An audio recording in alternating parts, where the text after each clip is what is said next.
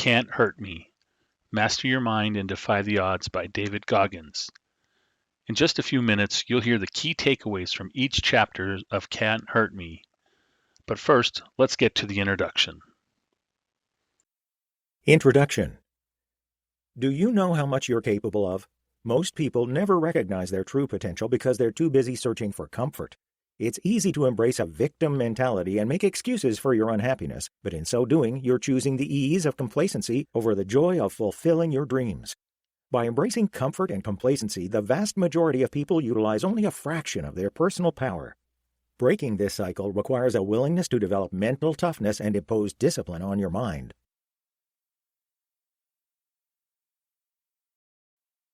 Confront your limitations. From an outsider's perspective, David Goggins had the perfect childhood. He grew up in the picturesque town of Williamsville, a suburb of Buffalo, New York, where everyone seemed to be living the American dream. The town was filled with affluent doctors, lawyers, and professional athletes. The streets were safe, and every home had a two-car garage. The Goggins family fit right in Williamsville. David lived in a large house with a perfect lawn, his father wore tailored suits, and his mother Jackie looked the part of a charming suburban housewife. They were the picture of perfect affluence. Beneath this lovely exterior, however, the Goggins home was plagued by violence and abuse. In the late 1970s, David's father, Trunnis, ran a roller rink in East Buffalo called Skateland. The roller disco craze had reached a fever pitch.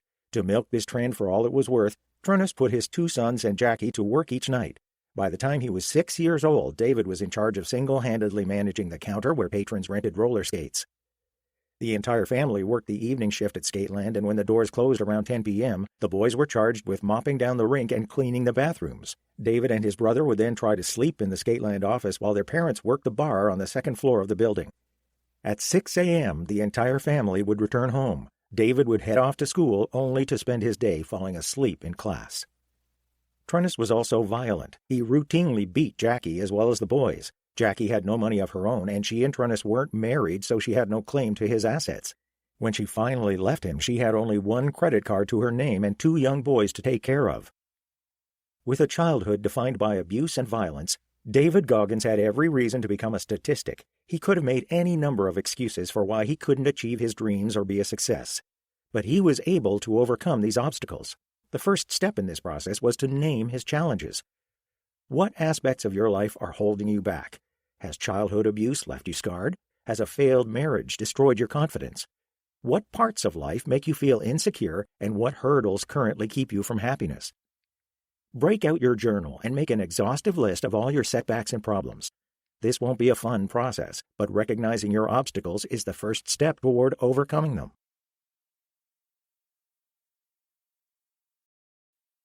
Face the facts. Jackie Goggins moved to Brazil, Indiana to make a new life for herself, but she had very little money and attended school while working full-time and caring for her children. Although David was happy to be free of his terrifying father, his childhood continued to be difficult.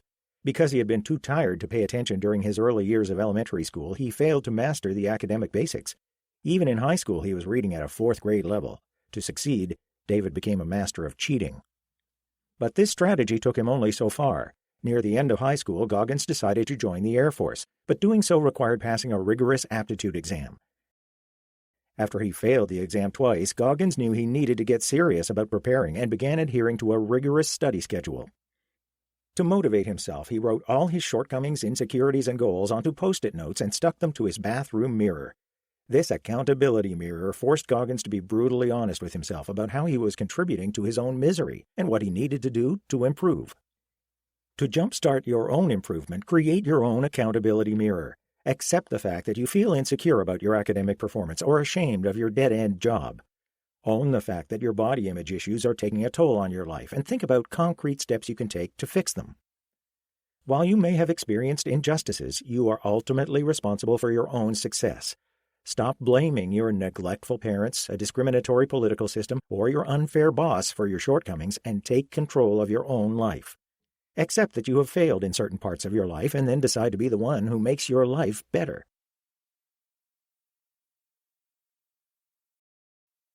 Step out of your comfort zone. When Goggins first entered the Air Force, he dreamed of joining the Para-Rescue Unit, a special ops group that offers medical aid and rescue to fallen military personnel around the world. However, after 4 years of rigorous training, Goggins felt intimidated by the demands of his goal. He was especially anxious about the underwater training program. While he had learned to swim as a child, he hadn't had much practice and was extremely uncomfortable in water. One of his water confidence courses required trainees to stay afloat using only their arms while wearing 2 80-liter tanks of galvanized steel along with a 16-pound weight belt. For a guy who could barely swim at all, this exercise spelled certain doom. Ultimately, Goggins allowed his fear to get the best of him and ended up quitting the pararescue training program. After his discharge, Goggins worked as an exterminator. He spent his nights driving between various restaurants, spraying for cockroaches and setting rat poison. One night, he was treating a highly infested kitchen when roaches began raining down on him from the ceiling. As waves of them washed over his neck and shoulders, he realized he had reached a new low. Around that time, Goggins happened to catch a television program about a group of Navy SEALs enduring a torturous training session known as Hell Week, the most demanding training program in the entire U.S. military. He listened as their commanding officer described these SEALs as men who refused to give in to mediocrity and challenged themselves to overcome any hurdle. Learning about the Navy SEALs reignited Goggins' drive. He wanted to be the type of man who wouldn't settle for a dead-end life and would overcome any obstacle. He began reaching out to military recruiters to figure out how he could re-enter the service and become a SEAL. Even after he found a recruiter who was willing to help with this process, he still had a long way to go. To become a SEAL, he had to lose more than 100 pounds in less than 3 months. He also had to retake his military entrance exams and score higher than before to become a SEAL. Just as he had in high school, Goggins committed himself to a rigorous schedule of studying and working out. When he finally made it into the SEALs, he vowed to never repeat past mistakes of letting discomfort get in his way. Every person is uncomfortable about certain parts of their life. Perhaps you're afraid to start writing your novel because you're worried it won't be any good. Or you're hesitant to quit your job and start your own business because you aren't willing to invest the needed time and money. Perhaps you resist going to therapy because you don't want to see your inner demons. In such cases, your desire for comfort keeps you from reaching your true potential. But to reach your goals, you must eschew this complacency. Instead of longing for comfort, recognize that it only holds you back. Train yourself to seek out uncomfortable challenges. Instead of fighting discomfort and letting it detract from your focus, accept your difficult realities and set an intention to thrive in spite of them.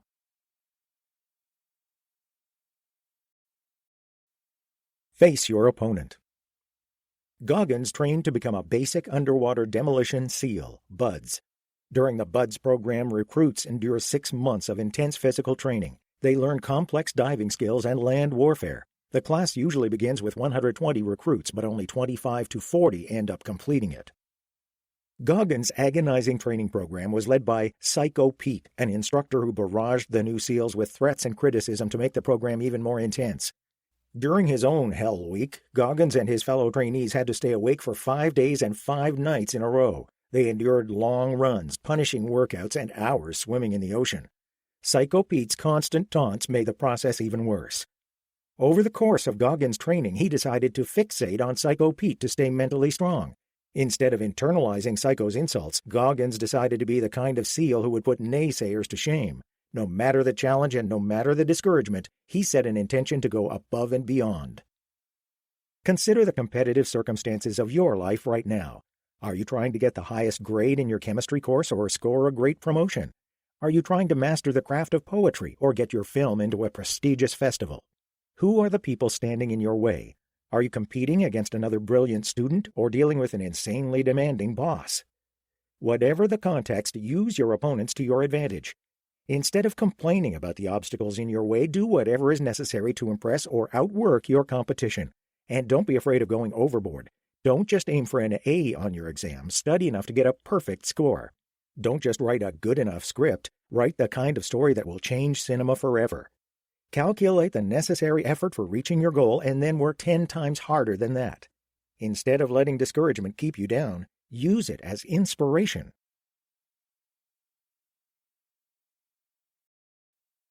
Develop a calloused mind. As Goggins' SEAL training intensified, he faced more and more challenges, from injuries and physical therapy to exercises tying knots underwater while his trainers attacked him. These months of punishing physical challenges taught him not just about the power of his body, but also the power of his mental determination. It was through this training that Goggins recognized the importance of a calloused mind. A calloused mind is ultimately a controlled mind. Those who cannot control their thoughts will allow moods and emotions to get in the way of their goals. For instance, a bad grade might cause you to give up on school, or professional shortcomings might prevent you from opening your own startup. Callousing your mind means that you develop the ability to put distance between your emotions and your actions. For instance, Goggins often felt weak, exhausted, and useless during his SEAL training, but he didn't let those emotions deter him. You might feel like a failure for writing a mediocre novel, but you don't have to quit. You might feel like a loser for underperforming at work, but that sense of inadequacy doesn't have to influence your future. Remind yourself that you don't need to act on all your feelings. You have the power to keep trying even when your mind is telling you to quit. Instead of dwelling on your setbacks, use visualization to remind yourself of your power and potential. Visualizing is more than daydreaming. It is a process of empowerment. When you imagine what success will look and feel like, you're more likely to stay focused on your goals. Furthermore, visualizing includes an assessment of all the challenges on your path. If you're visualizing your dream job, you might also consider all the steps you need to take to get there, such as polishing up certain skills, fixing your resume, working with a recruiter, or consulting a spiritual director or life coach to discern which jobs resonate with your deepest desires. Visualizing can also help you develop a better understanding of why you want to achieve certain dreams. Would a better job mean financial independence and personal success? Would it help you fulfill your goal of saving for retirement or financing your own short films? Having a solid grasp on your motivations is another tool for staying committed in the midst of adversity. No matter how you choose to visualize, remember that this process is never a replacement for action.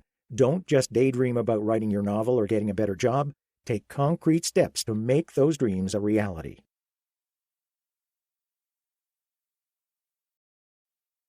Stick to a schedule. After he completed his SEAL training, Goggins went on to complete his education at the U.S. Army Ranger School as well as Tactical Air Force Controller training. He did tours in Iraq and Afghanistan and then decided to become a professional athlete. In the last dozen years, he has competed in the Ironman World Championship as well as several ultramarathons and triathlons. He has also claimed the Guinness World Record for the most pull-ups performed in the span of 24 hours, 4,030 pull-ups. Because Goggins demands so much of his body, he adheres to a regimented daily routine. Today, multitasking has become an accepted norm. You might cook while you check your email, scroll through Facebook during a meeting, or watch Instagram stories while you try to write a budget report. But multitasking usually delivers below-average productivity and results. You are incapable of doing your best work when you're constantly diverting your energy toward other activities. Instead of watering down your efforts, be strict with your time. When it's time to get down to writing or to train for a marathon, stay focused on the task. Resist the urge to check your phone. When your hard work is done, commit to a period of relaxation that's truly restful. Watch a movie, read a favorite book, or enjoy the company of friends. However you choose to unwind, don't dilute your precious refresh moments by staring at your inbox and getting roped into someone else's drama. More disciplined allocation of your time will enable you to get the most out of your work and rest.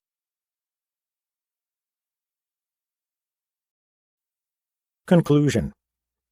As a child, David Goggins endured an abusive father, a violent home, and educational challenges. In spite of these painful experiences, he refused to let the difficulties of life keep him from reaching success.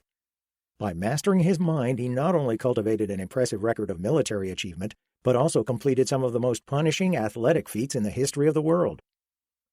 No matter what has happened in your life, there's no excuse for failure. Resist the temptation to wallow in pain or blame others for your unhappiness. Instead, make the decision to confront your challenges, face your failures, and train your brain for success. Regardless of the setbacks that line your path, you have the power to take control of your life by taking control of your mind.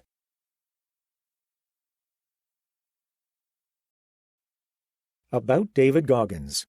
David Goggins is a retired Navy SEAL and an athlete. He has completed more than 60 ultramarathons, triathlons, and ultra-triathlons. Thank you for listening to our quick learning audiobook review series. If you like what you heard, then check out our channel for more free audiobook reviews. We post new audiobooks every week. And don't forget to like and subscribe to our channel and hit that notification bell to be first to hear of our latest reviews.